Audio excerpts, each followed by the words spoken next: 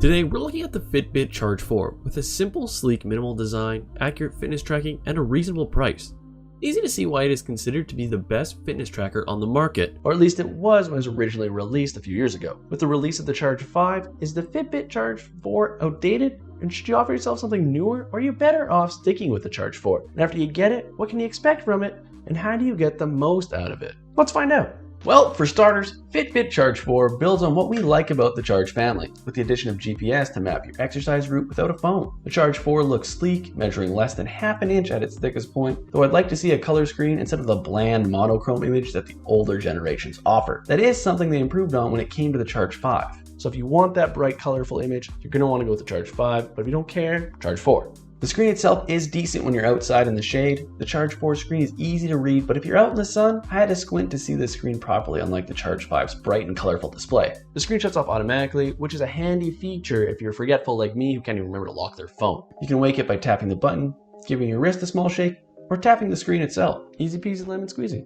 The interface is basic and uncluttered. You can easily swipe up from the clock base to view all your fitness stats. Swiping left will let you access your on-device apps, and a swipe down on the clock base brings you up your notification. Fitbit says the Charge 4 battery will last up to 7 days or up to 5 hours while using GPS. The Charge 4 is water resistant to 164 feet, so unless you own a diving tank, you'll be able to wear it in the shower without an incident. Now let's talk about what people love about the Fitbit. It's a health metric system. I hope you have a pen and paper nearby because there's a lot of them. The Charge 4 tracks your steps, distance, floors climbed, calories burned, and active zone minutes. A new metric earned for time spent in fat burn, cardio, or peak heart rate zone. The GPS will work with 7 different types of activities, including running, walking, bike riding, hiking, interval workouts, and a new outdoor workouts mode for things like kayaking, surfing, and skiing. And that all sounds like a lot, and it's fantastic for the fitness lover, but however, one annoying limitation is that you can't track a workout in the background and use another app at the same time. That means you can't go back to Spotify app to control your music, which is kind of inconvenient to be in the middle of a workout and then all of a sudden My Heart Will Go On comes on while you're lifting weights and you're just like, I'm just lifting.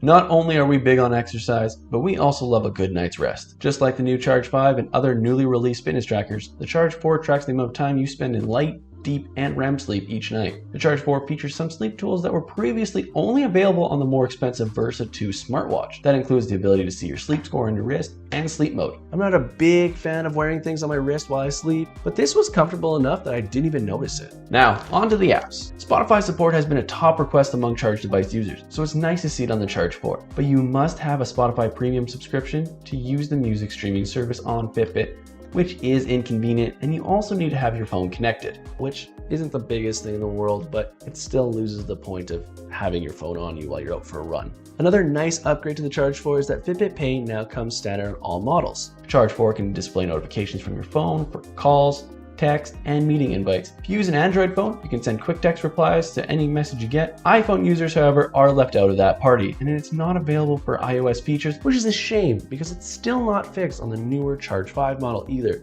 If you're looking to take your health and fitness tracking to the next level, the Fitbit Charge 4 offers a wealth of insights that can help encourage you to get moving and improve your sleep. Is it as good as the newly released fitness trackers like the Charge 5? No, it's not. But it's noticeably cheaper for a very similar product on a lot of the key things that matter most in my opinion, the actual fitness tracker part. If you do have the extra money to spend, the Charge 5 is a solid option along with some other newly released fitness trackers. But if you don't care much about the aesthetic differences and mostly focused on, the performance and price, the Charge 4 is still a great pick and a valid option. But that's just my opinion. Why don't you let me know your opinions in the comments down below. Give the video a like if you learned anything, and maybe hit that subscribe button if you enjoy these types of reviews. If you want to learn more about the Charge 5, I did an in-depth review on that product here. There's some interesting things in that video you probably want to hear. So if you don't think the Charge 4 is perfect for you, you might want to check out this video on the Charge 5.